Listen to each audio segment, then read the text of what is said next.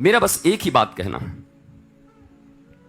स्वतंत्रता दिवस को जितना याद करें उतनी ही गहराई से यह भी विचार करें कि हम परतंत्र किस कारण से हुए थे,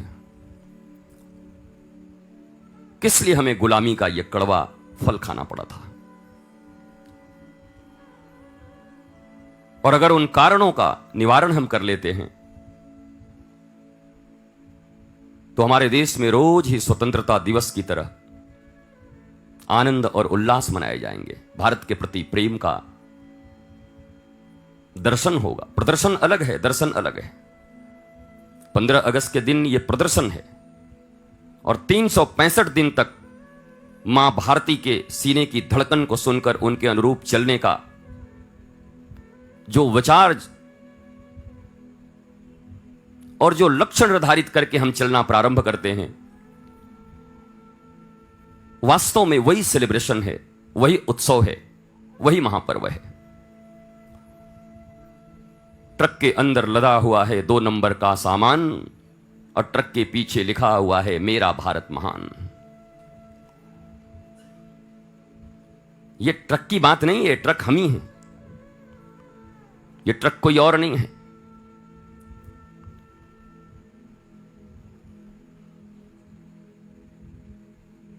हमारे मुख कुछ और कहते हैं, पर हमारे भीतर कुछ और चल रहा होता है। हम बातें राष्ट्र प्रेम की कर रहे होते हैं, भीतर व्यक्तिगत निहित स्वार्थ हमें ड्राइव कर रहे होते हैं। हमारी वासनाएं, हमारी कामनाएं,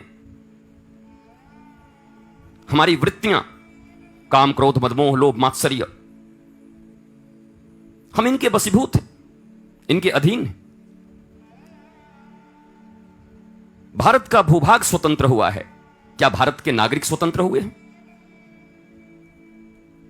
भारत में तो आप भी रहते हो, जो लोग देख रहे हो, जो लोग सुन रहे हो, स्वतंत्र हो?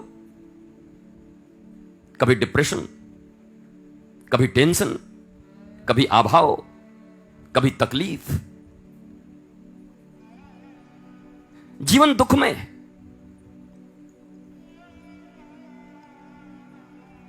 भारत की स्वतंत्रता उस दिन पूर्ण स्वतंत्रता होगी जिस दिन भारत के लोग पूर्ण रूप से वृत्तियों के अधीन न होकर भगवान श्री राधा कृष्ण परमपिता परमेश्वर की अधीनता को स्वीकार करके धार्मिक रीति नीति से स्वयं चलें, तब यह देश चलना प्रारंभ करेगा।